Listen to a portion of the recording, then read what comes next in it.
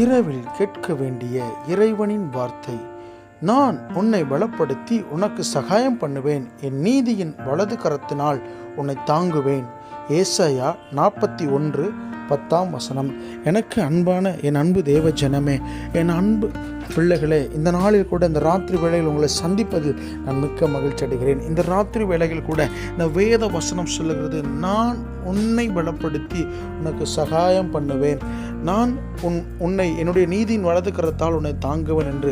ஆம், நம்முடைய தேவன் நம்மளை வலது கரத்தினால் தாங்குகிறவராக இருக்கிறார். அவர் நிச்சயமாக நம்மை தாங்க வல்லவராக இருக்கிறார். பிரியமானவர்களே, சோர்ந்து போகாதீர்கள், கலங்கி நிற்காதீர்கள், துயரப்படாதீர்கள். அவர் உங்களோடு கூட இருக்கிறார். உங்களுடைய குற்றங்கள் குறைகளை எதுவாக நம்ம அவரிடத்தில் ஒப்பு கொடுத்து இந்த ராத்திரி வேளையில் செபியுங்கள். ஆண்டவர் நிச்சயமாக உங்களுக்கு பரிபூர்ண சுகத்தை கட்டிடுவார். அவர் உங்களோடு கூட இருக்கிறார். அவருடைய வலது கரம் உங்களை தாங்கி கொண்டிருக்கிறது. ஆமீன்.